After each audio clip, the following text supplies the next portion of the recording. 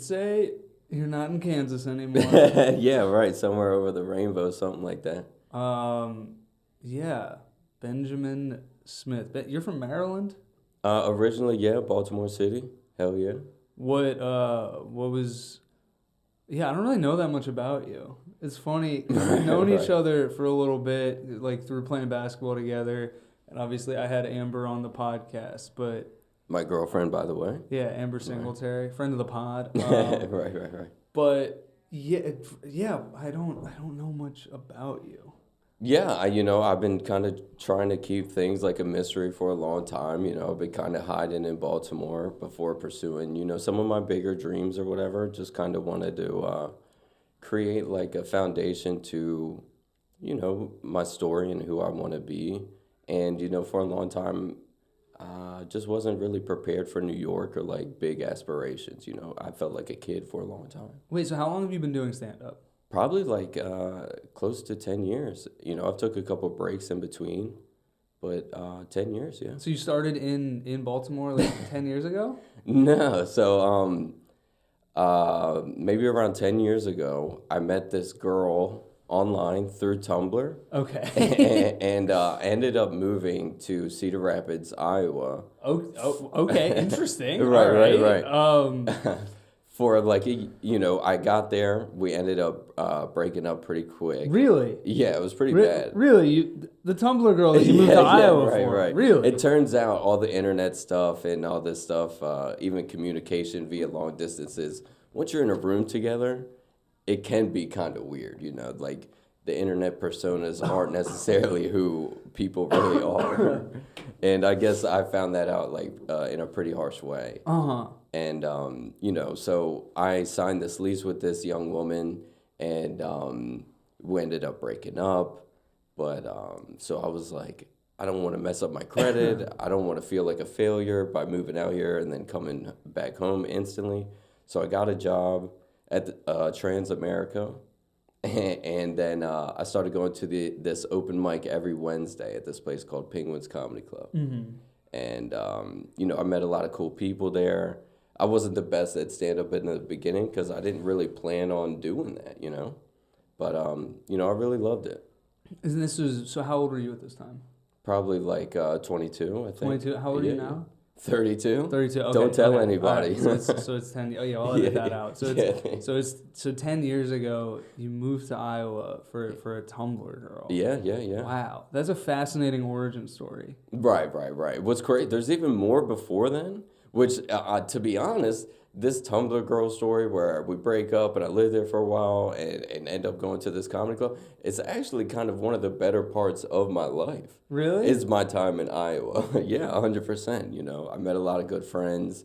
Found out that the Midwest doesn't really care that much. They're really like, they kind of just party all the time. And I was having the time. The Midwest? Yeah. They Interesting. don't do much, They're at the farm during the day, and then at night, they're partying. So what were you doing when you lived in Iowa? Were you on a farm? No. I lived there. They have like a little downtown area. The farm could probably be considered Transamerica or whatever. So then, after that, I'd get off work, link up with like stand-up buddies or buddies from the bar, and, you just run around the 4 or 5 local bars until, 2 a.m. And, like, nobody was, like, getting in trouble. Nobody was hurting each other. There's nothing to do. So we'd all just go home.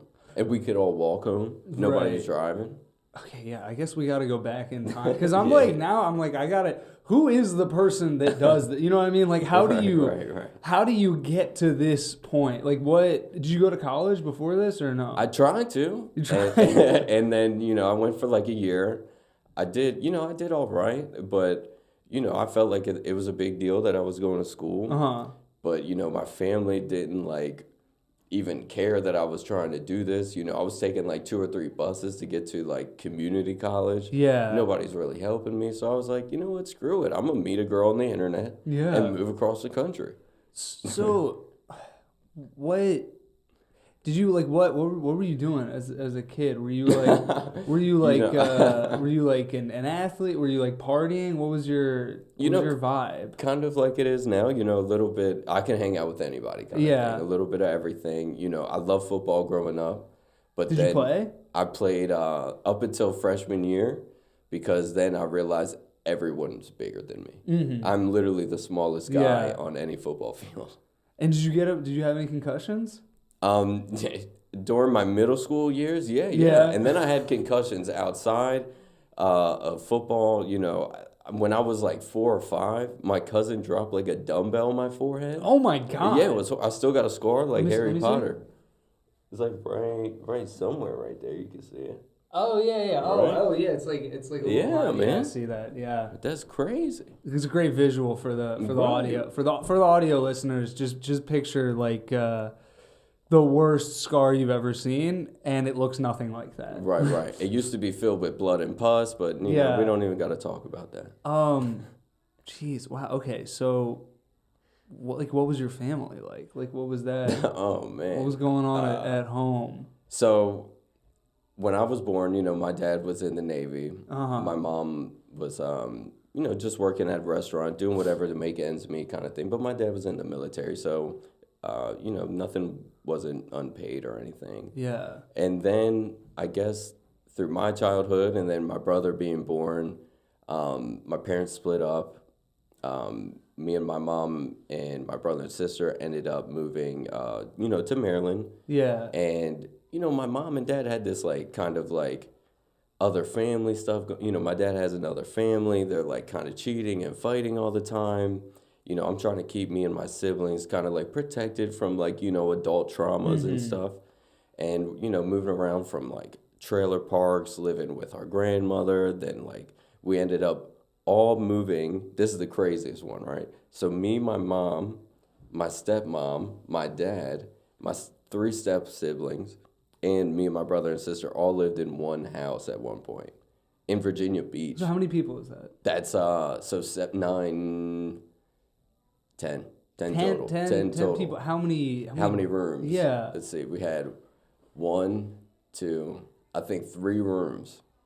So, yeah, it was horrible. Me and my mom just slept on the couch downstairs.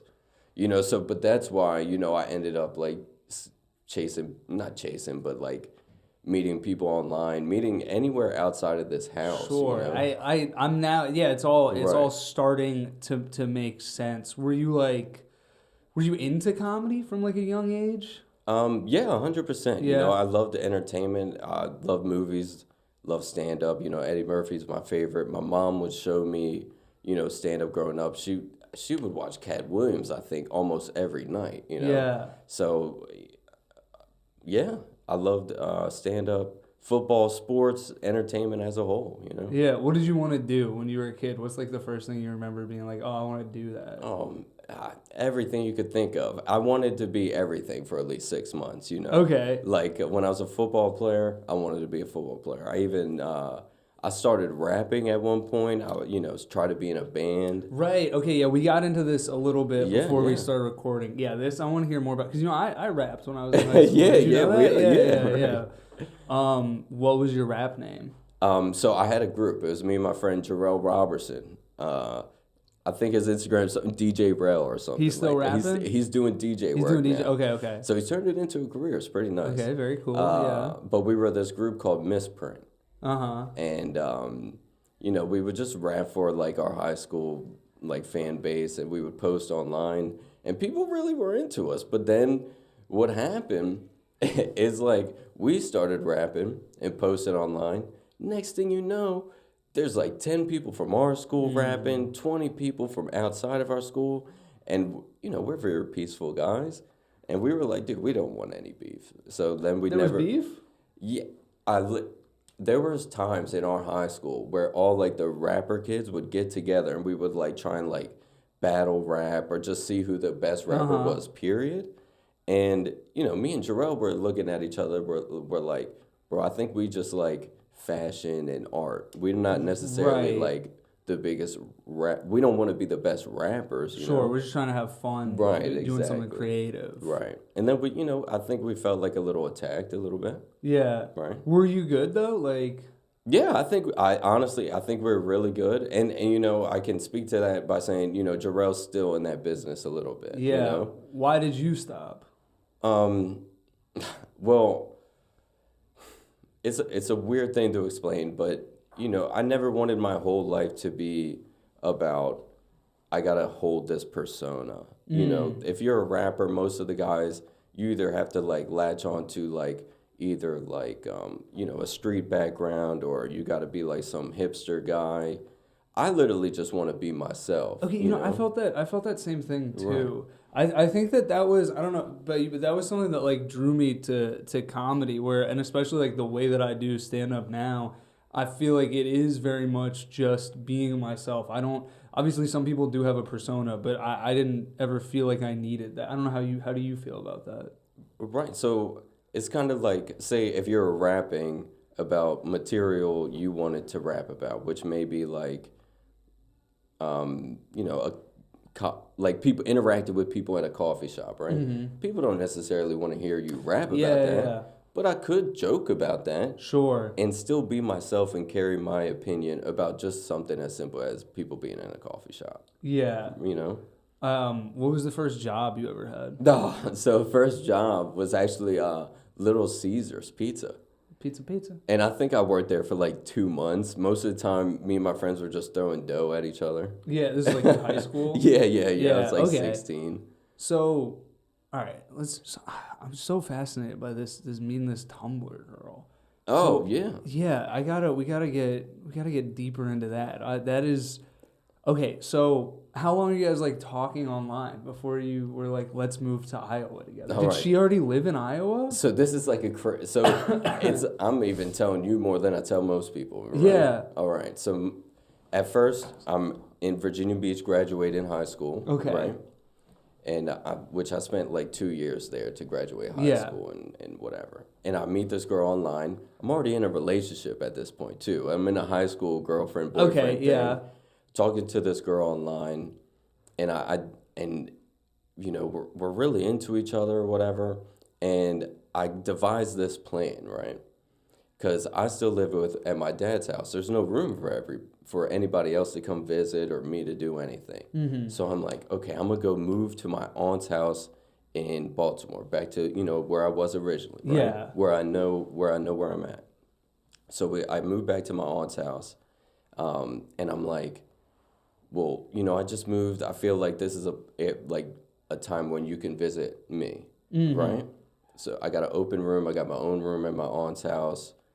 I'm like, come visit me. So she comes and visits, and during her bus ride from South Dakota at this point to Maryland, her uncle visits my house because her dad works for like the FBI. And he literally did a wellness check on our house to make sure we were legit, right? Oh my God. Yeah, right. And so my aunt is scared shitless, right? Yeah. So this poor girl comes to my aunt's house where me, my aunt, my uncle live. You know, we hang out for like a week or two. It's great. You know, we go out, do like little date things or whatever. And then she goes back home. We save up money again, 6 months. I fly to her in South Dakota. We're like, okay, screw it. I'm going to move here. So I end up moving to South Dakota. We break up in 3 months. But this time I just go right back home. Yeah. So I go back home for a year. At this point, I'm probably like 20. And I come back home. Everybody's like, you're stupid. I told you not to do that. And I'm like, dang. So I almost joined the Navy. Yeah. I have a ship date and everything. They're like, you're going to ship out in 6 months. So, like, the 5th month comes along, who reaches out? The girl from South Dakota, the Tumblr girl, right? Yeah. She's like, please, you know, don't join the military. It's going to suck, you know, this, that, whatever. Oh, my God. And I'm like, you might be right. She's like, come live with me instead. I'm like, okay, I won't join the military. I'll come live with you. Okay, so I moved there. We break up in 3 months. So... Right. And so the first time was in South Dakota. Now she's in Cedar Rapids. Yep. So she's moved. Originally Sioux Falls, South Dakota, and then she moves in with like her aunt or something in Iowa. She copied my move. Everybody's moving in with their aunt. Yeah. Oh my God. So then, what were you what was your job when you were in Iowa? So or in South Dakota, like, did you have a job? Like, South what were you doing? Dakota, her uncle owned like a roofing business, right? Yeah. So I was like a door-to-door salesman for his company. I never sold anything. Yeah. I just knew it was her uncle, and they made me move here. So I was like, just give me money, because I'm walking around at least with your shirt on. And then, that lasted 3 months, and then I moved home. Sales is one of those jobs that I feel like people will just kind of like give it to you, even if you've never done it. They'll just be like, all right, like, we'll just try it, see if you're good at it, and if you're not, then you're fired. Like, it's, okay, I feel like you seem like somebody that has worked a lot of different jobs. Yeah. I've only been in New York for 4 years, and I've already worked a bunch of different jobs here. I actually had a job interview today. I know, yeah, so you mentioned that. So what was the job today? It sounded interesting. Yeah, since I've moved here, I've been doing case management. I've been like working with the homeless and stuff.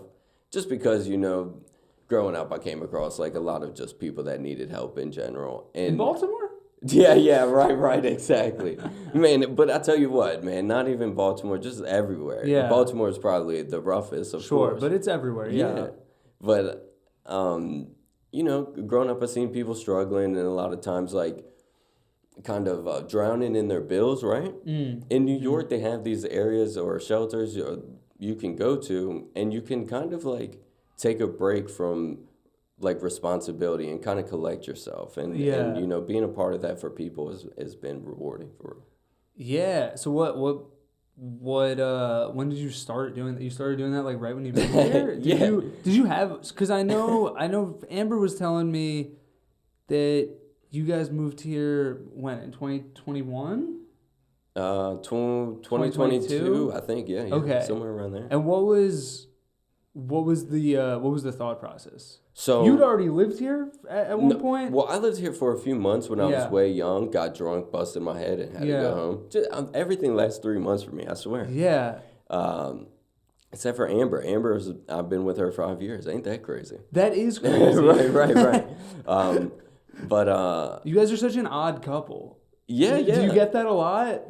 Well, I think we feel odd sometimes because a lot of, couples are very, like, performative, or, like, they carry themselves like, oh, we got to get married. We got to do these things by the book. But me and Amber, we kind of, like, me and her focus on, like, team goals as far as, like, achieving things for our career. Yeah. So that kind of, like, pulls our relationship ahead instead of, like, we got to go to your mom's house. Right. Or we got to, like, go to the thing to do something. It's like, okay, we got to work. And so when you guys met, you guys were both doing stand-up in Baltimore. Yeah. Did you feel like, was there like a pretty instant connection there? Yeah. Maybe not. No, I would say it was romantic. It was 100% romantic. But I think we also understood each other on a level like beyond romance, beyond like love on each other, as far as like we want the same things out of life as far as like our career, and we're almost willing to do whatever it takes to get there, Yeah. Okay, so it's funny because she talked about on here the story of how you guys met. So now I want to hear it from your perspective. Right. See what lines up. Yeah. Okay, so how did it happen? So, we're both like pretty prevalent in the Baltimore comedy scene. I was around a lot longer. Yeah. So, I knew people, and I had my own crowd, which I was a part of something called trap comedy, which I've never been to a trap house or anything, but these were my absolute guys, Bruce and Snow, right? That's who I rocked with. Bruce and Snow. Yeah, right. Okay. So, to everybody else, I was like cool, I was like moving through Baltimore doing stand-up. I had money. I was doing my thing. And, I seen Amber. She was at protests. She really spoke up for herself, and she was funny. Beautiful, of course, smart, and I knew she was a basketball player. I knew all these things about her, so I was like, let me reach out to this person. And I've never hit up a comedian for like romantic involvement at all, so it's a big deal for me. It was during COVID, and I finally reached out. I'm like, hey, would you, want to hang out sometime, go do something? She's like, no, I actually, I'm kind of in the process of breaking up with her current boyfriend or whatever. And I was like, dang, okay. So like a month or two goes by, and we're actually end up being on the same show in Baltimore, right? You know, we do our thing, and we're all hanging out afterwards. It's me and a couple other comedians, and she's like, and one of the other comedians is like, what's he say? You know, I'm single. He like just throws it out there. And Amber's like, well, shoot, you know, I'm single too. And I look at both of them. I'm like, man, I ain't saying I'm single to nobody because I don't want anybody hitting on me, you know. So, and then also I'm like, Amber, I hit you up 2 months ago. You weren't single then. So in my head, I'm like, just like mad, you know. I'm like, or not mad, but I'm just kind of like, what's going on here? Mm-hmm. So then, you know, I go home. I don't even say anything about it. But then like the next day I message her. I was like, you know, I was thinking about it. You said you were single. Would you want to go out now? And she was like, you know what? Actually, yeah, that's cool. So we ended up going to this park. I think it's called Gwynn Falls, in right outside of Baltimore. We walked around there for like 3 hours just talking, and we actually like wandered around, and we found these swings. Right, we swang on these swings for like 1 hour. Right, just telling each other stories. She was telling me about how she was like at festivals and partying and stuff, and I was like, oh, this is great, you know? And it was like the best first date ever. And what's crazy, we go back to that park sometimes. We've never even found the swing set again. Whoa. Never found the swing, never found it again. Wow, that's kind of like a movie. Yeah, it's pretty. The swing set. Wow. Yeah, right. Yeah. It's just that somebody took it down. Yeah, exactly. But that's what's funny. Most like miracles or whatever, it's pretty explainable for the most part. Yeah. You know? Whoa, that's I feel like I gotta like make like a compilation of the like two stories side by side. Yeah. That would be pretty cool. Like, you know those joke theft compilations? Yeah, I've seen a couple, and I feel bad. I'm always on the side of the guy that stole the joke. I'm like, I like that guy. I saw a great one yesterday, and the title was Mike Birbiglia Stole My Joke. Yeah. And it was Mike Birbiglia doing a joke about like the difference between like little boys and little girls. Right. And the guy's just standing there like, and then it's cuts to his joke, and it's, who in here got a wet bussy? Oh, I did see that. I did see that. Right. I did see that. Right. And then the caption is like, so tell me, like, do you see the similarities? Yeah, right. You know, but that's like the big thing in social media culture, you know, like create outrage. But then if you get the people to latch on long enough, you can create a big laugh by saying wet pussy, you know? And you pay respect to Mike Birbiglia by putting his name. I know, all good stuff. Okay, so when you guys moved here, like, what was the thought process? Oh, right. Yeah. So, you know, me and Amber in Baltimore, I think we've been together for like a year and a half. She got the offer to write for something called a Black Lady Sketch Show on HBO.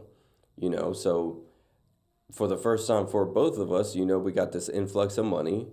You know, not that it's my money at all, but sure. You know, we're together, and you know, I'm working at the time, so we both have money. Yeah. And we're like, screw it. You know, we kind of conquered the Baltimore scene. Let's go see what New York's about. She had some friends here, and I was like, we're totally comfortable. We move out here.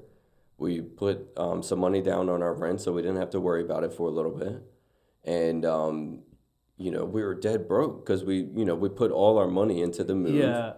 And, you know, I started working like with homeless people because I was like, bro, I'm 1 second away. I know, yeah. You know, from being, and I'm like, this is what I can do. I've always had a passion for helping the homeless, and I don't even understand how people can be homeless. There's more homes than there is people. It don't make any sense. So I started doing that. And then Amber would go out at night, meet the right people, put us in connections. I met some people during my time, you know, running around when I could. And, you know, things have been moving since then. You know, she picked up this show called Judgy, has been able to make some, you know, connections through that. You know, I've been doing stand-up, you know, almost every night kind of thing, and grinding. Yeah, how are you able to balance, like, being in a relationship where you're both pursuing the same things and like not not feeling like jealous of the other person's success and like feeling like your success is like our success and like Right. how are you able to do that? It took a lot of practice, those Yeah. 2 years in Baltimore.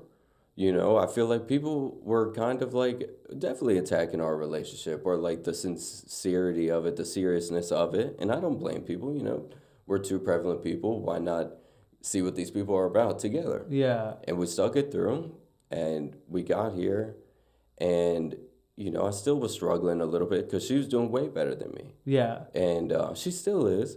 But after some time, you realize like, okay, well, this actually is benefiting me. And all I have to do is work a regular day job. Mm-hmm. And she comes home and she's like, promises me or kind of reassures me that, things are moving in the right direction. And then, every once in a while, I'll meet somebody on my own or, I'll get an opportunity and it'll be big enough to where I'm like, okay, I'm still here. I'm still alive. So I'm not really worried about it. And she's doing great. So I was working during the day. She's grinding, doing her thing. I'm happy to see that. I'd rather have, black women at the forefront of everything than just another like crazy headed, haired white guy. It's like, I don't have that much to say, but Amber for sure, does. Well, that's a really nice perspective to have. Yeah. Have you found yourself in a lot of situations where you've been like the token white guy in a black group? What's funny? Maybe at first when I was younger, but I was in Baltimore for so long that it stopped feeling that way, you know? After a while, it was like, I'm just one of the guys. Uh-huh.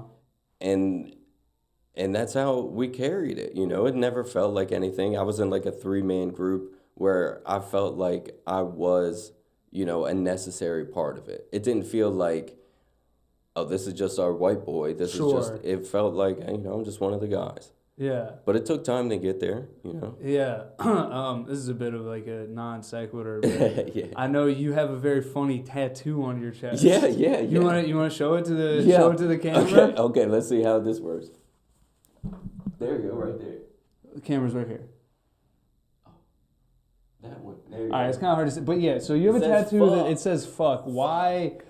What? Why? All right, so, a lot of my friends growing up are kind of hardcore, right? My friends got tattoos all over the place. My friends just, in and out of prison. My friends, like, for real, drugged it, all kinds of stuff, got guns, like, real crazy stuff.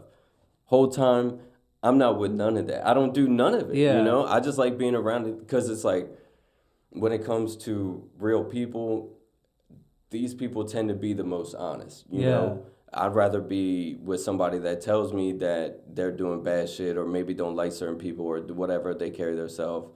I'm comfortable around that because at least I know what you're about. So what does that happen? What comes with that? Peer pressure. For years, I've dealt with peer pressure. And I gave in one time. My friend's like, bro, you don't got any tattoos. You got to get one tattoo. I'm like, all right, if I got to get one, I'm going to get the worst one just to punish everybody. Yeah. Like, you don't want to make me feel bad for not having a tattoo? All right, let me get fuck on my chest. And if anybody ever says anything about a tattoo or being like, not a man or whatever, I'll be like, dude, I literally have fuck on my chest. I don't care, That's really what it is. And that's your only tattoo? Yeah, pure anarchy, right? It's like, we could all like follow the rules of like get tattoos or like do certain things. I'm like, dude, I don't want to do any of it. I want one stamp saying that I don't give a fuck about this, but I'll do it if it appeases everybody. That's so funny. Yeah, it's kind of crazy. It is legit crazy, but because it's permanent. Yeah. But at least I can wear a shirt, Sure. And it also is like, how many times after 30 am I going to be just whipping my shirt off? I guess the beach. Right, at the beach. But I don't have any kids. If I have kids, maybe I'll do something about it. But I'm not too worried about it. Beach, pool.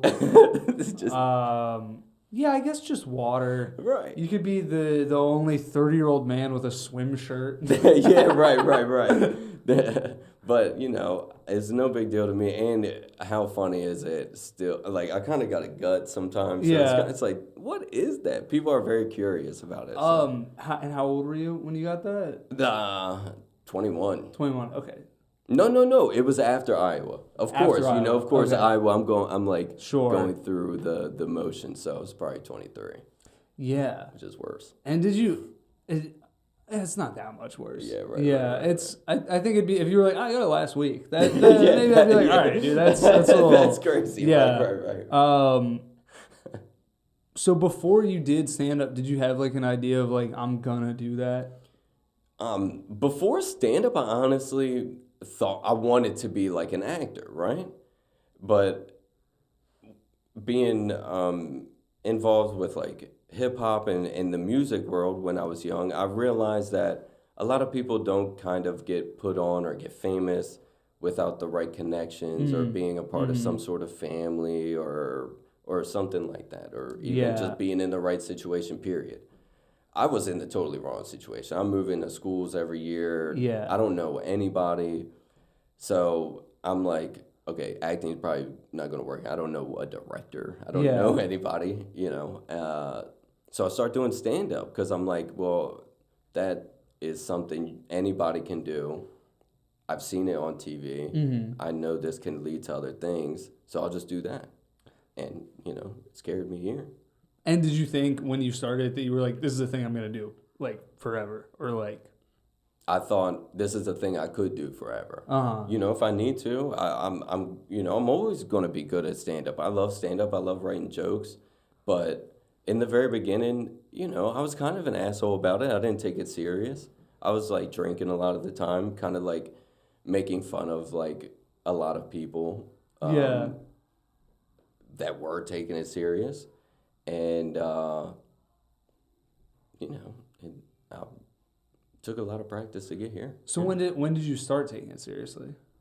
Probably just, what'd you say, like last week? But, I honestly didn't take it serious till I met Amber, to be honest. I was running with my crowd in Baltimore. We were having fun, getting money here and there. But, I didn't know what to do.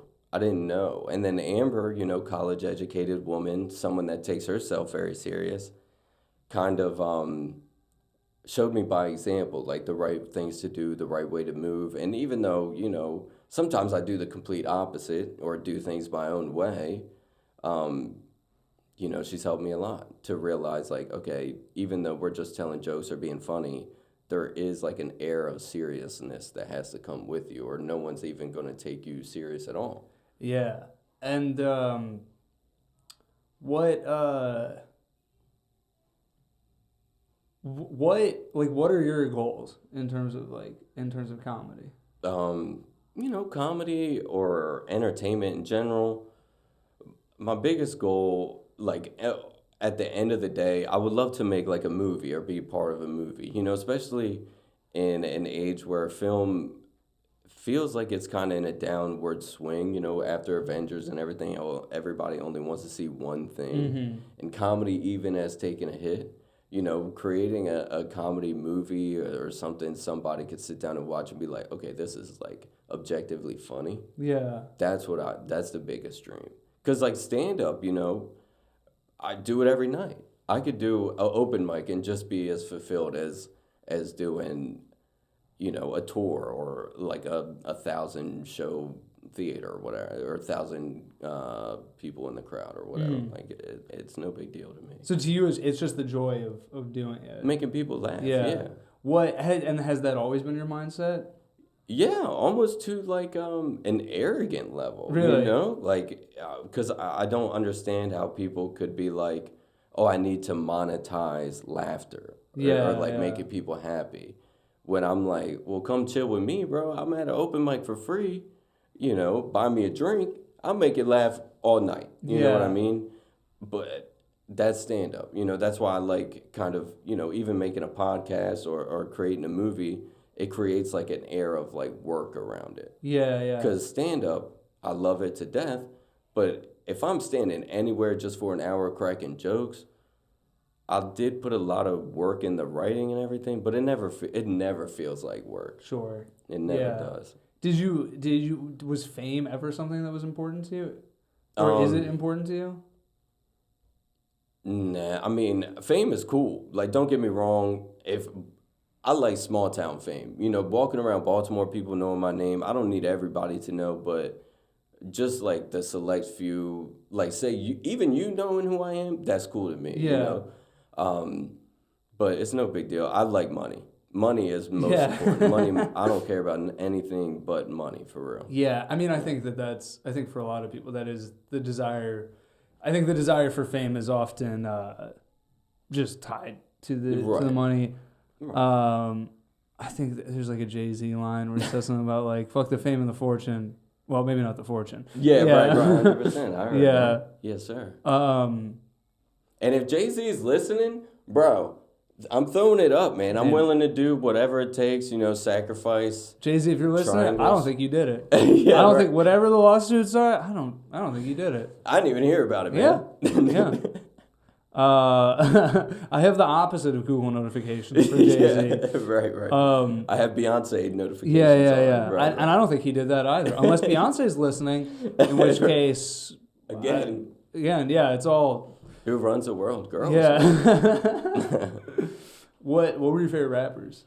Am I going to get in trouble for saying this? If I say Kanye West is my favorite rapper, he was right. No, he. Right, Kanye West, Kid Cudi. Kid Cudi is my favorite artist of all time. I seen Kid Cudi when I was 16 years old.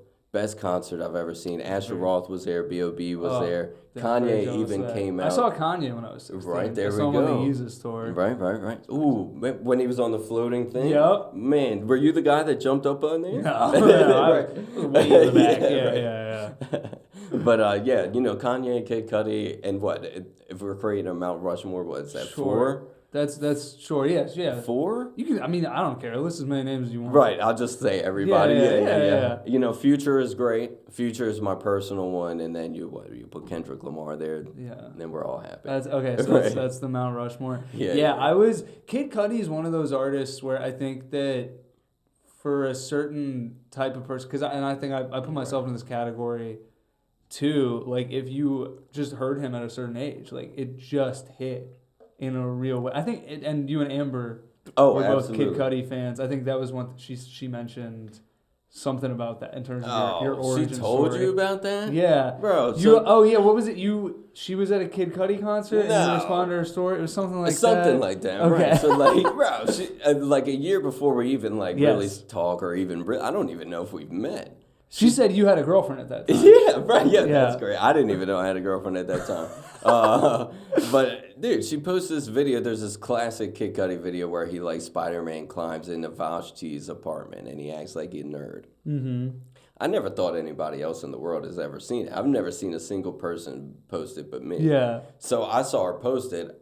I about lost my shit. So I hit her up and I'm like, dude, I never even thought anybody ever seen this. She's like, oh, yeah, it was very cool. And I never responded because I was like... That was kind of it. Yeah, exactly. Yeah. No need to. But then, year and a half later, we're together. Yeah, that's funny.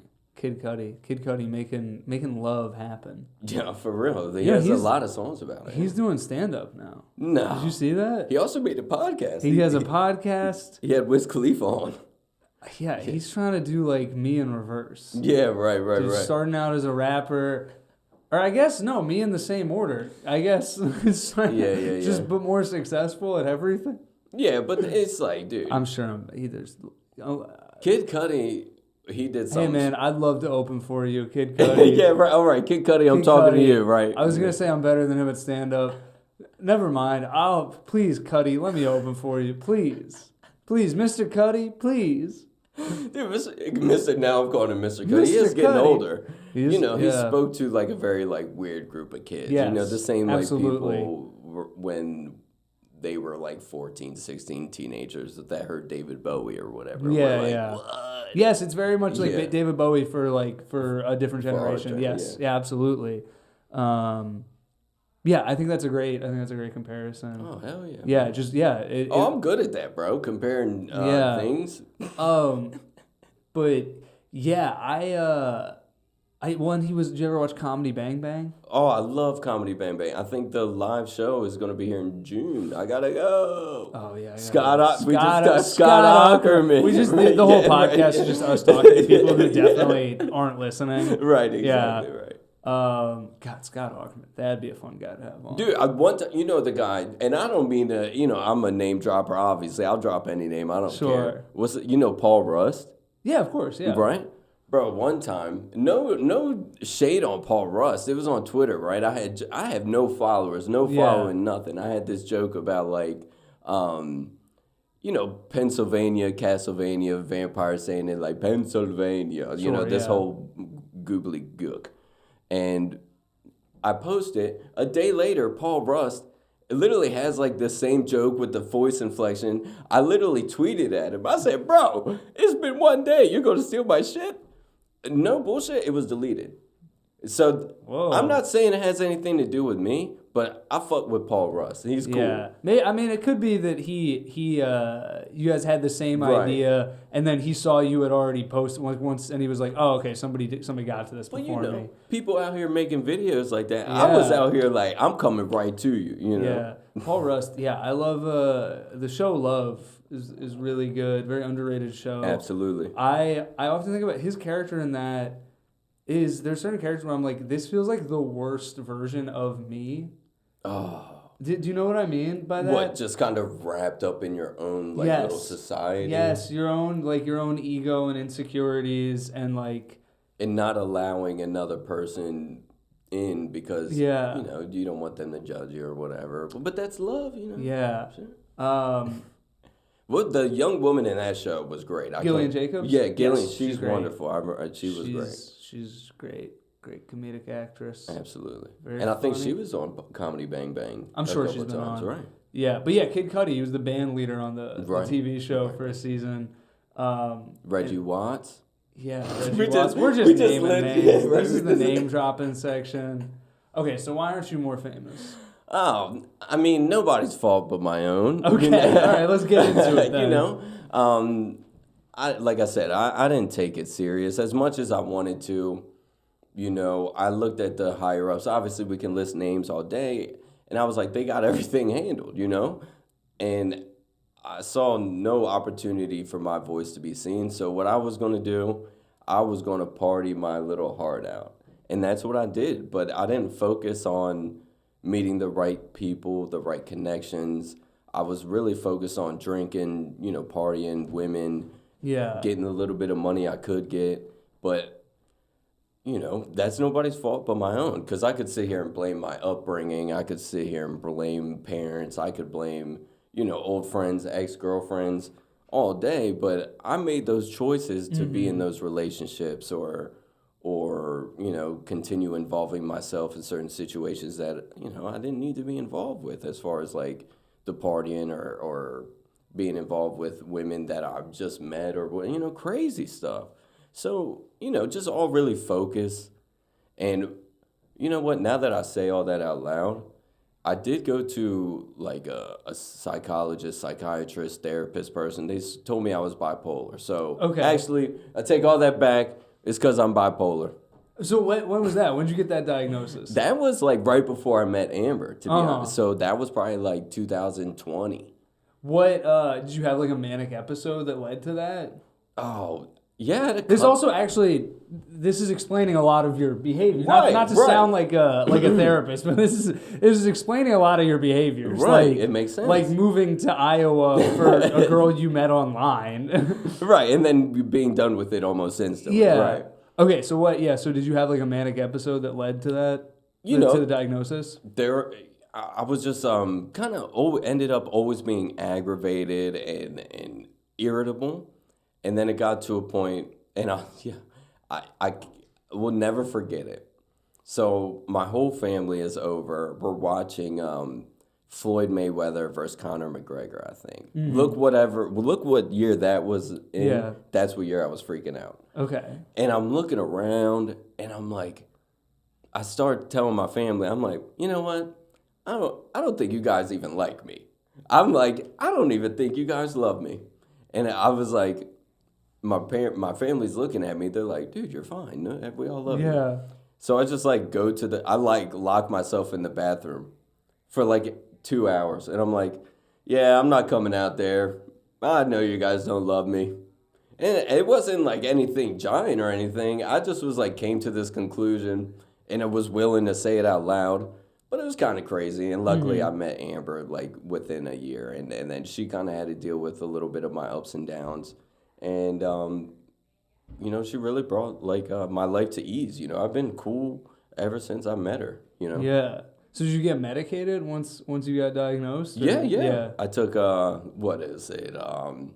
Something kind of like Abilify, and it actually numbed my tongue at first. Really? So I couldn't even speak for like a month. Oh my god! Which probably helped, you know. Yeah. A big part of bipolar is just what is the word? Stuff. Right, yeah, exactly. Sort of word vomiting. Yeah. Wow. It don't make sense. Right? Yeah. Everything about you is just making sense. What is it? I'm the spokesperson for bipolar because Kanye has done too bad. Yeah, right? Kanye. Yeah, right. It's now. He messed it up, right? Now it's on you. Well, remember the interview where he was like, "I'm not bipolar. I might be autistic." Yeah, exactly. And I'm not like, willing to say. I'm not gonna say what kind of doctor it was. It was a Jewish doctor. Right.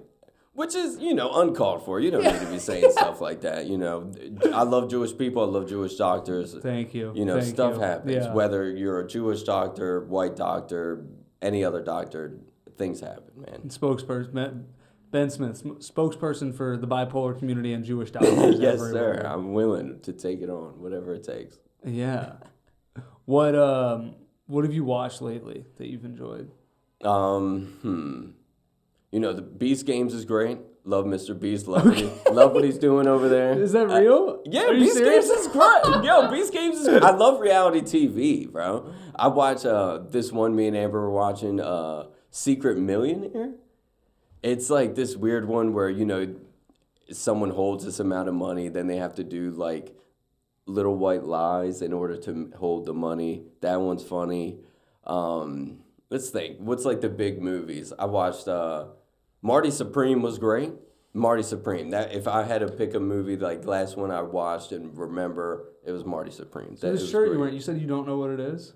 I have no idea. Okay, so this is a 1 Tricks Point Never shirt. I just noticed that. That is the person who did the score for Marty Supreme. Man, I feel good. You know, everything's like simpatico. Everything feels like meant to be. You know, that's cool. That is so funny. Right. No, I had no idea. But yeah, I love that movie. This great movie. Really enjoyed it. I saw it in theaters twice. Dang, man, you got me beat. Amber had it on. What's it called when they give you like? She got one of the screeners. Yeah, right. So it made me feel cool, right? That's pretty sick. Yeah, That's pretty cool. We watched it all, man. But you know, this guy like coming from nothing and kind of triumphing through just like regular people because he feels like he's not regular. You know, I love that kind of story. And then he ended up having his son at the end, you know, because that's like the big dream, right? You know, you do all these big things, achieve all your dreams, and then you hope to, you know, give this to somebody else. Mm-hmm. Do you want to have kids? Yeah, one day. Yeah. You know, once we're a little more like settled down and got a lot more money coming in, I think we'd love to have kids. What do you feel like? Do you feel like you sort of had? I'm trying to think how to phrase it. Like that like this complex that sort of like Marty Supreme has. Yeah. This idea of like I'm like destined to do something. Did you ever feel like you had that like growing up? Like was there like a party that was like I'm different? Yeah, 100%. I'm special. Yeah. You know, okay, so like say I came from a family of, you know, soldiers, right? I came from people that were in the military. My mother's side was kind of like criminals, a lot of the people on my mom's side. So I come from either soldiers and criminals, right? And then I see the people involved in, say, like the theater kids, right? A lot of those kids were coming from like rich households, well-to-do families. And, you know, I could see that when I was young. I even tried out for plays when I was young. And I was poor. I was wearing the same clothes every day, but I loved the entertainment and stuff. So like, I tried out for this play, right? And I remember people were like literally laughing at the tryout. People were like, bro, this is funny. And I thought I was going to get like one of the main parts. Bro, they give me like one speaking part. I hold a clarinet and go like this. Bro, this is embarrassing. I was in tears. You know what I mean? Because in my head, at 12 years old, I'm already seeing that if you're not like basically born into like this type of like lifestyle, you probably won't be accepted. Yeah. You know? And that, you know, still applies. It even applies to ping pong to some extent, I guess, you know? But yeah, I definitely carry that kind of like willingness to do whatever, because if I didn't feel like I had something to offer to entertainment or the art world at all, I would just be a construction worker. You know, I wouldn't do much, but I do feel like I have something to offer. Yeah. You know? What kind of white are you? What kind of? I guess it's like just a bunch of just hodgepodge of bullshit. Yeah. And then, you know, the Irish guy. I don't even know what white people are, but I'm the different part of me is Filipino. That's what gives it. Thank God, you know, there is something. Okay. So I just kind of latch on to that. But all the white stuff, I guess, I'll just be like, I'm American, man. You know, I don't even know. I see the Filipino. I see it now. Right, in the facial. Right, yeah, right. The fourth Filipino guest on this podcast. We're doing good, man. We're doing good. Have you seen the video of Theo Von talking about how much he loves Filipinos? I'm not sure. That sounds great, though. I'll watch it. I'll send it to you. There's a compilation of just different clips from podcasts where he's just talking about how he's like, Filipinos are the best. He's like, I believe when you die, you're greeted by 100 Filipinos. And I would be happy. I would be like, finally, I get to meet my family. And I never got to go to the Philippines. Is that your dad's side? Yeah. Okay. My grandfather was adopted by like the whitest family you could even imagine. Okay. So like, I have no ties to anything before 2 generations ago. Yeah. Have you traveled outside the country? Outside? No, man. I'm a criminal. Wait, what? No, I'm joking. I can't. No. Are you actually? No, I've never been. No, I'm not a criminal. I promise. I'm allowed to travel on planes. I'm allowed to go elsewhere, but I just never felt like it was that important to me. You know, if I want to go somewhere else, I would like to represent where I'm from a little bit better. Like, I don't want to go over places and just backpack. I want to be like, no, I conquered America. Now, what does that even mean? Conquered America? What is this? 1492? No, what? I was in America for like a long time. Got a bunch of money. Said screw it. Finally, let's take this money elsewhere. That's when That's when I want to travel. Is I can really bring some big money. Nah, you should just travel. I know, just man. Go. Just fucking do it. Well, that's what I was doing in Iowa. I know, but you never dude, they live like Europeans. You never even been to Canada? No bullshit. I went to Michigan one time. And I stared at Canada from the one side. I was like, damn, that's really a whole nother place they're telling me. The whole time, I could have just jumped over there. Yeah. No, you gotta go. What are you talking about? You gotta conquer America. I'm crazy, bro. I'm telling you. You're right. I know. But it's like, I play a lot of video games, right? Okay. So you're not allowed to go to the next level until you complete like this level. And that's kind of how I feel, you know. I got a lot of work to do in America. Yeah, but I don't think travel. I don't think it's like you have to complete the level of being at every place in America before you can explore different countries. No, you're probably right, but I'm great. I've already told you I'm crazy. This is the craziest thing you've said so far. That's great. That's it. But you got a tattoo that says "fuck," and that's I can't. This is but I can't go to the Bahamas. I can't do it. Right. Yeah, exactly. Yeah. Well, maybe not. Maybe don't go somewhere tropical because you're gonna have to take your shirt off there. Maybe let's do some Nordic countries. Yeah. Let's go to Iceland. Let's go to Greenland, Switzerland. You know. Greenland is actually Greenland is icy and Iceland is green. I realized after I said that. I'm happy I know that, man. Yeah. Okay. You know that much. Yeah.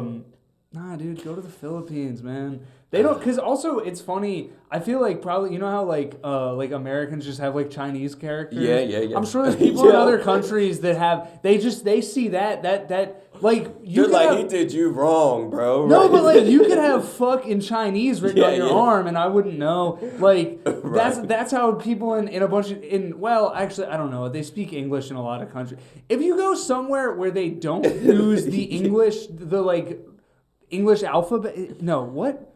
It's not English. Is it originally English, the alphabet we use? Yeah. New Times Roman, I believe. Times New Roman is a font. That's not the alphabet. My bad, I didn't know.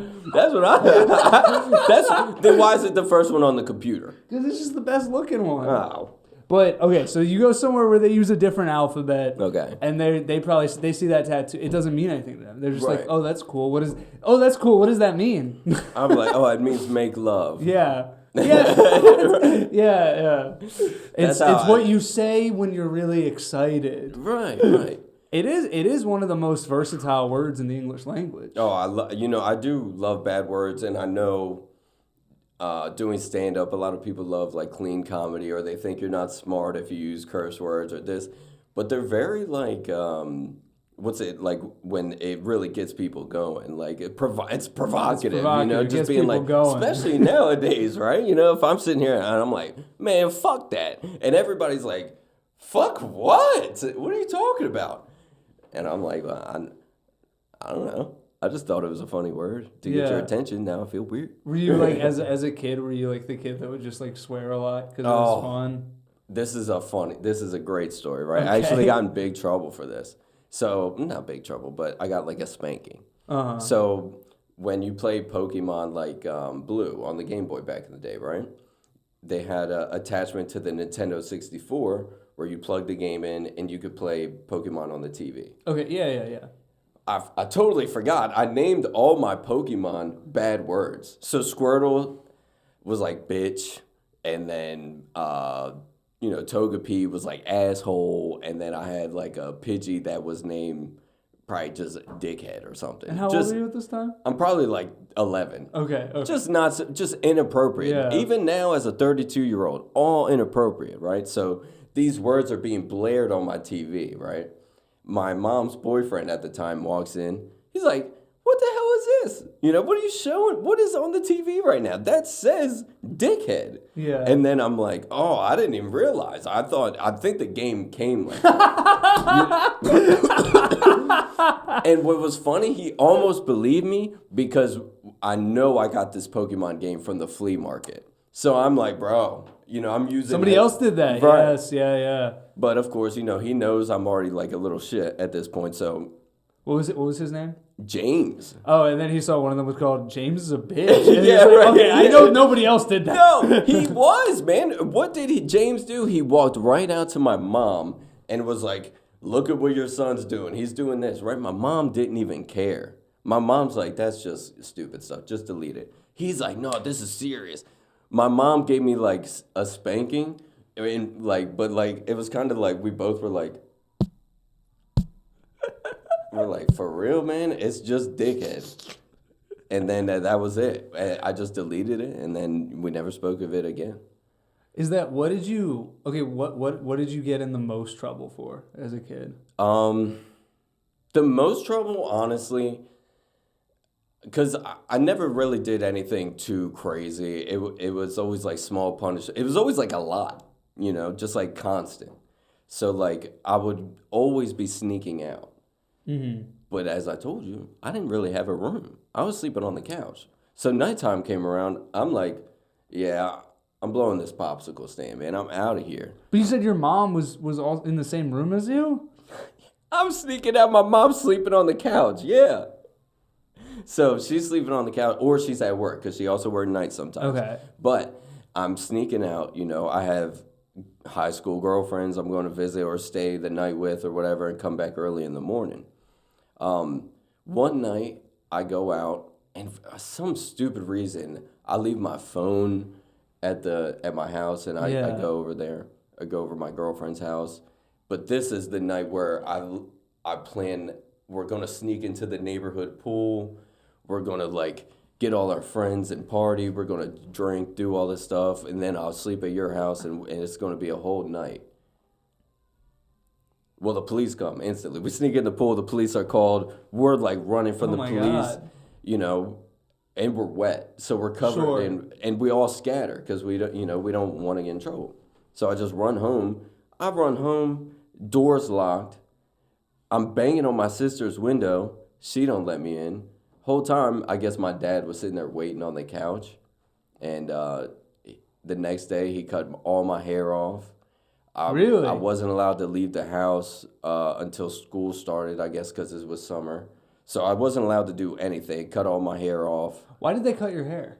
Oh, I had long, beautiful hair. Okay. And, you know, I guess parents are kind of weird. They think, like, that's It's very biblical. Like Samson. Yeah, right. But they didn't know that in rebirth, a lot of times, like a phoenix, you're better that second time around. Yeah. Bro, they cut my hair off. 2 months later, I go back to school. I got a faux hawk.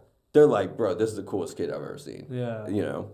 And so I got more trouble. They didn't know what they were doing. Exactly right. I had a faux hawk phase. Yeah. Because we were cool. We were rapping at faux hawk. Yeah. We were cool. Damn right. And then, this is funny. During this punishment, I'm not allowed to leave the house or whatever. My mom and my stepmom got tickets to like a Coldplay concert. Okay. My mom literally lifted the punishment so I could go see Coldplay. Oh, that's awesome. My mom was like, he loves Coldplay so much. I'll never forgive myself if I don't bring him. Whole time I'm like, Coldplay's cool. You know, I don't really get you it. weren't a big Coldplay? I wasn't I loved it. It was a great concert. I was a big Coldplay fan. Great. That's funny. That's a cool mom. Yeah, that's my mom cool. is That's cool. very cool. My mom you guys is are close? You know, we're pretty close. We've had to separate a little bit due to, you know, what politics or whatever. Okay. You know, a lot of my family, I've because kind you of love Trump. No, no way. Total opposite, man. Total opposite, you know. I grew up around a lot of crazy stuff that would probably align with Trump or whatever. So, you know, I had to separate myself from That's unfortunate. Right, that's right, tough. right. That's hard. I have family that is in that. Not my like immediate family. My parents are very liberal, but right. Yeah. You know, uncle comes over. We all got a crazy uncle. Yeah, we all yes. Yeah. Right.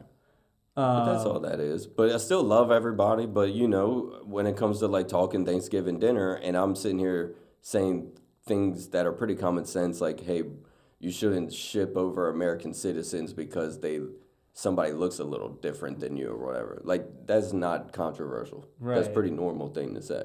But it causes controversy. Right, exactly. Yeah. So I can't even be around it, you know? Right, yeah. So do you go home for Thanksgiving still? Almost like every other year, yeah. You know? And a lot of times, you know, I end up with Amber's family, you know, because they're both in Maryland, so I'll just spend time with them. But the funny thing I do watch with my family is UFC. Okay. I will watch white people beat the living shit out of each other with my family. Yeah. Because I'm like... It's beautiful. Right, exactly. Yeah. You're a big UFC fan? Yeah, I love sports all the way around. Yeah. UFC is great. That's one I've never really gotten into. I mean, obviously I'm a huge basketball fan, but I haven't UFC. I think it's cool, but it's not something I've ever like gotten into.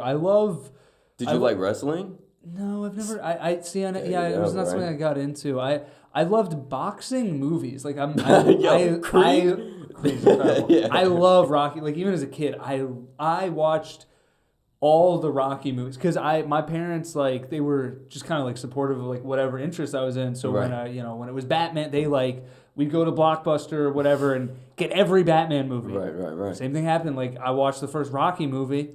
We rent every Rocky movie from Blockbuster. Like absolutely. Very, very much stuff like that. So I was, I think like boxing and like skateboarding were two things I really wanted to do. But definitely too scared. Right. I don't know that. I mean, I think probably my parents were like also like not gonna encourage me to do it. They were like, not that. I think if I like really they took me. I remember I went to skate camp as a kid, but everyone there was way older than me. Yeah. Like I was like 10, and everyone else was like probably 12. Like, but at that age, but at that age, it's such a huge difference. Yeah. So, yeah, like those are the two things I think I might have been like a little too scared of getting hurt. And I think boxing, I think I wanted to, but I think that they were probably like okay with me being scared of that. Right. Yeah, that's what I probably have to ask them about.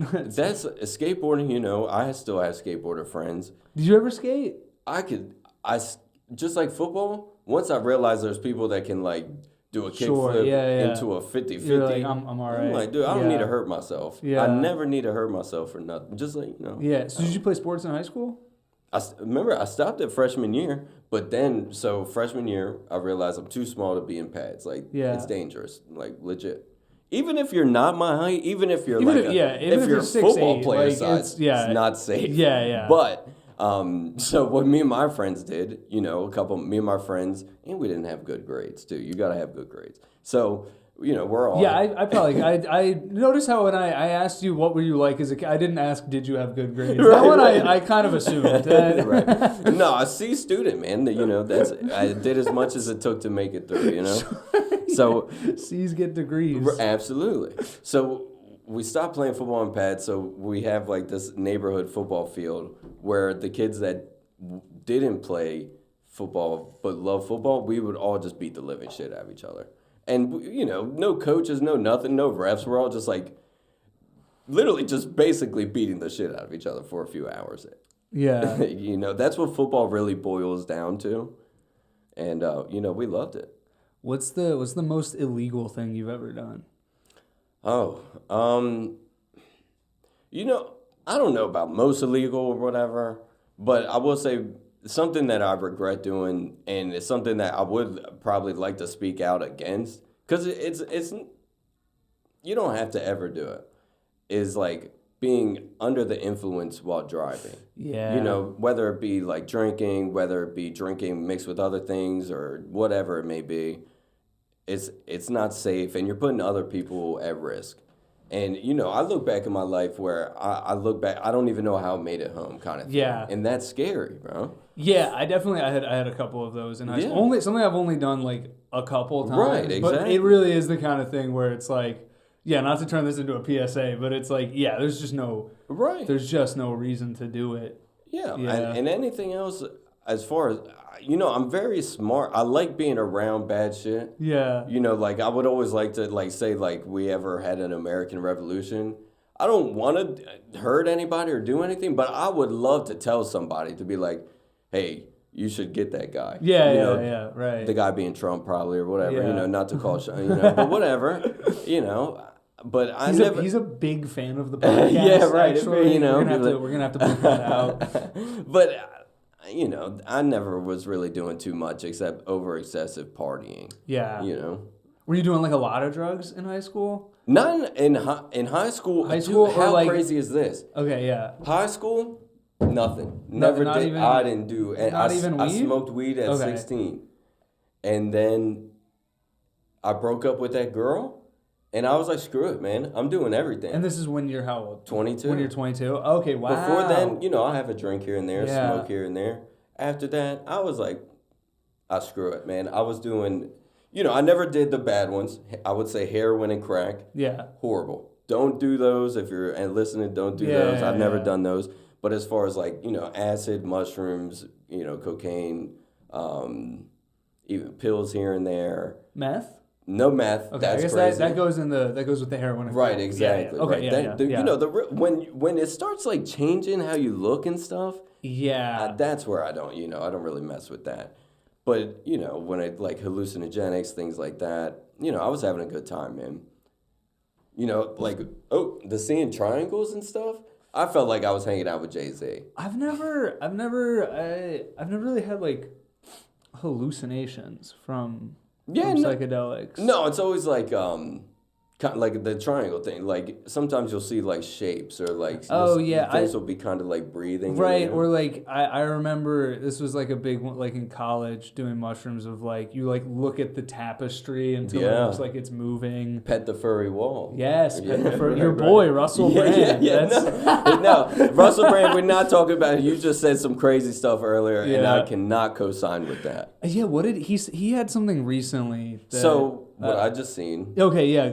Not to put him on the spot. Put him on the spot, please. Apparently, the age of consent in England is 16. Okay. So he's saying at 30 years old, he legally had sex with a 16-year-old. In America, we don't play that. That's actually nasty. And they got an island for that shit. You don't got to be like, oh, I just do that because it's legal. That's crazy, I think. Why would you admit that? Right, that's what I was That's thinking. what I was with like people that like. I mean, first of all, why would you do that? Right. Don't do that. Right. But also like, what? The only thought I could have is that he's trying to like change, he's like a big like government. He's trying maybe to he's change trying. legislation. Yeah, right.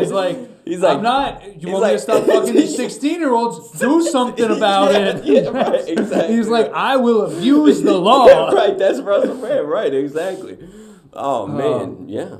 But he's a crazy guy. So that's actually, now saying it out loud, it doesn't sound that great. I feel like he'd probably like that. Yeah. God, he was so funny though. In Forgetting Sarah Marshall and Get Him to the Greek. Absolutely. So funny. And the hair really is memorable, especially right after Amy Winehouse passing. Oh yeah. He kind of commandeered it for himself. Yeah. R.I.P. Amy Winehouse. Big one. So good. Jewish. I didn't know that. Yeah. That's pretty cool. Pretty cool. We got Amy Winehouse. Damn, man. Yeah. Rest in peace. My mom listened to Back in Black like nonstop, so it's like etched in my head. So good. Right. One of the best albums ever. Yeah, she worked with Nas on it. Yes. Right. Yeah. She had a couple of songs. Me and Mr. Jones. Yeah. That's about Nas. Yeah, exactly. Nasir Jones. That's Mr. Jones. Know, yeah. Man. Cool. What kind of music you been listening to lately? Let's see. I've actually, now that I think hip hop is getting on, our favorites, Kid Cudi, Kanye, and Kendrick, they're getting a little on the older side. I still love them, Kanye just put out an album. It's great. I haven't listened to it. I have I have a hard time listening to new Kanye. I can still listen to old Kanye. Right. It's not what it used to be at all. But it was cool, still making music. Appreciate it. But there's two guys specifically as far as hip hop goes. I actually got to go to one's listening party. His name is Key Glock. Okay, yeah, I know Key Glock. Yeah. I think he's maybe around Memphis, I think. Yeah. Got invited to his listening party. Excellent rapper, How'd you get great that? person. It's a weird thing. So like years ago, when he was coming up, he had like a fan thing, whatever, and I just signed up to be a part of it. Yeah. They would send texts here or there, and I was in New York, not doing too much. He's like, text this number, has a listening party or whatever. I'm not doing nothing. So I just dropped in. Yeah. And it was pretty cool. And I think he had a lot of normal people there. He was like feeding people and stuff. So real down to earth guy. And then the other guy I love, he's from Atlanta. His name is Young Nudie. Yeah, I know Young Nudie, yeah. He's a consummate professional. He just works and works. He's not like in the media or whatever, but always working. Yeet? Yeah. Yeet is great, bro. I love Yeet. He's not saying shit, but it sounds good. Yeah. Right. It's, how about you? Who am I listening to lately? In terms of like new artists or just generally? Generally speaking, lately some of the older artists that I've been listening to. I'm gonna pull up. Yeah, do your thing. Pull up the Apple Music shit. See what. Don't you love modern times? I know that we like literally have to like look. You used to. We'd have to sit here for 20 minutes, pause it, go find a record out there or something. Yeah. Like, what was that called? So lately, Thundercat. I love Thundercat. I saw Thundercat at something in the water, I think. He was great. He's amazing live. Yeah, I saw him live. It's funny. I saw him when I was in college in Burlington. Vermont. I got so drunk and high during the concert. There was a point where I'm standing and I fell asleep for like a second. Right. He was incredible. We had nothing, but if anything, it might be like a testament to his music that I'm like. I'm like, I'm so relaxed. Right. It is calming. Dude, the bass is heavy, just thumping. He's probably the best living bass player. Oh, it has and I can't really name that many bass players, but I will say that confidently. That's all you need. Isaiah Rashad. Love Isaiah Rashad. The new song. The same shit. I've seen him in concert as well. I've seen him as well. Right. Flea, Flea from the Red Hot Chili Peppers? Was he doing his own thing now? He just put out a jazz album. Right. Pretty great. Pretty fucking good. Now, is he a bass player? Yeah. Ooh. Yes, he's the other bass player. Yeah, right. Yeah. There we go. Daft Punk, that's some old shit I've been fucking with lately. Up all night to get lucky. That's my shit.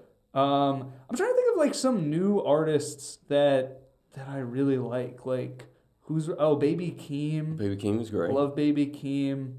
There's There's like this new English rapper. Fake Mink. No, Is not that who? him. Not No, him. okay. His song is like 4 Raws. Oh, SD the Kid. Yes. Yes, because he had Timothy Chalamet as on the remix. Right, exactly. Dude. And Timothy Chalamet, pretty good verse. Right, man. Dude can rap. I don't know. I always think of Timothy Chalamet, I'm like, that's like if I was talented. No. Bro, no. You are talented. I know, or we wouldn't I be know. sitting here. But, you know, but this guy, he's got the jaw, man. It's all about the jaw. He's- We're kind of like chubby cheeks. Yeah. He's got the freaking aligned jaw. And ping pong's a lot like rapping, you know? It's like just this back and forth. Wow. Yeah. You know? Not too much going on. His whole, I heard somebody say that like basically the last like 5 years of his life have been practicing ping pong, practicing Bob Dylan voice, and reading Dune. Right? And it all paid off. And going to Knicks games. That's the thing He was on Drewski. Yes. Yo, we're just dropping names left and right. That's the thing I'm most jealous of these celebrities is the free Knicks tickets. Right? Yeah. Right in the front? Dude. You can't, they should have like... There should be a lottery. Yes. Like how there's a lottery for like SNL and everything. There should be lottery courtside tickets. And every once in a while you get like a real New Yorker, you know, one that doesn't Just even want to be there. He's like, I gotta go to work. Because the courtside, it's either celebrities who are there for free, and good for them. You know, like some of them, one of them we play basketball with. 2 of them, actually, we've played basketball with. Right, absolutely. Actually, a few. I guess the SNL guys, too. I see them at the games more than I see, like, OG Anunoby. Yeah. I swear. And then it's like fucking, like, finance guys but, like, it would be cool if there was just a lottery, and every game there were just like 2 people sitting there that just like were just random New Yorkers. Right. Kind of like, you know how if you go Zoran, get on this. Yo, Zoran, James Dolan's not going to do it. Zoran, you got to force him to do this. Yo. And then, like, you know how if you go in the Met, if you have a New York ID, you don't have to pay? Yeah. It should be something like that. Something like that, yeah, Right. yeah. I love the Met, by the way. What is that? I said I love the Met, by the way. Yeah, I haven't been in a long time. I gotta go. Because I teach, so I have like a teacher ID, so I Right. can go to any museum for free. That's awesome. So I something I have not taken Madison advantage Square of. Garden should count. Madison Square.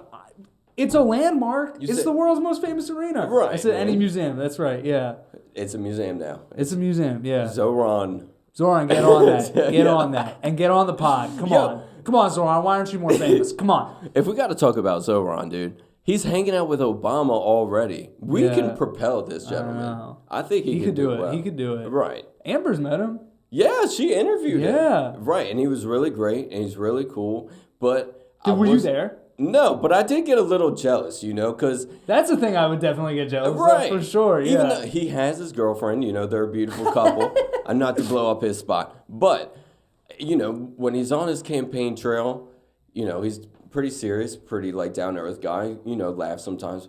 He's hanging out with Amber. He's just laughing his ass off, having the greatest time. I'm like, that's supposed to be me. He is so charming. He's the best. He charmed Trump. That's why I can't really be mad. I don't get mad. Yeah. I'm like, that's what it should happen. Yeah. Okay, I think we're like almost out of time. This is fun. Yeah, absolutely. Yeah. Thank you, sir. What do you want to plug before we wrap up? I got a show, I think, on the 30th. It's called Landline Comedy. My friend Andre runs it. I can't remember the name of the bar. And then May 22nd at Comedy in Harlem, I'm doing like a rap battle kind of thing. You know, we're 3 rounds where I just kind of probably talk about having sex with some guy's mother or something, you know, the usual. Right, have a good time. Yeah, all right, Yeah. Ben Smith. Thank you again. Cool. Hell yeah, that was fun.